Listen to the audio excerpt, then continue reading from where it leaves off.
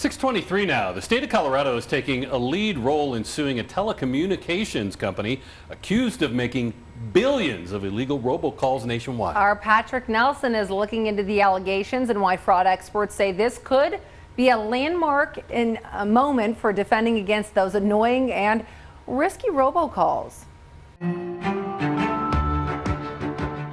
Colorado is part of this 140-page lawsuit targeting Avid Telecom after our state's Attorney General says it facilitated nearly 150 million robocalls to phones of people in our state between 2018 and 2022. The company denies it did anything wrong, but law enforcement leaders across the country are joining forces to push for consequences.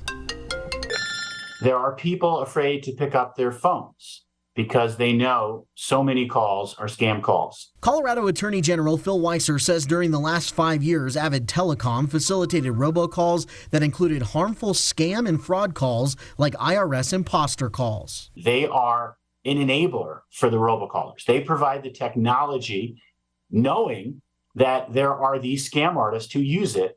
90% plus of the calls were actually ones that didn't last more than 10 to 15 seconds. Legal counsel for Avid Telecom has put out a response to these claims, saying in part, contrary to the allegations in the complaint, Avid Telecom operates in a manner that is compliant with all applicable state and federal laws and regulations. As necessary, the company will defend itself vigorously and vindicate its rights and reputation through the legal process, end quote. Dr. Fraud, J. Michael Skiba from CSU Global, says Colorado consumers will have a chance to learn a lot as this plays out in the courts. How they got your number in the first place, how they used, your local healthcare company to make it look like it's them calling you, or your bank. I mean, that's what's going to be important to the consumer to understand, kind of the inner workings of that. If the Colorado AG and company can win this case, Dr. Fraud says it could serve as an important deterrent for companies dealing in robocalls in the future. If things go really well here and regulations are put in place, that's going to make companies really think twice about making those,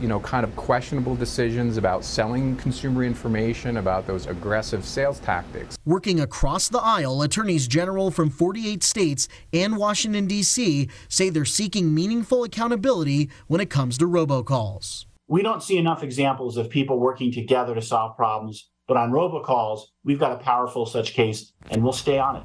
Patrick Nelson, News 5. All right, thank you, Patrick.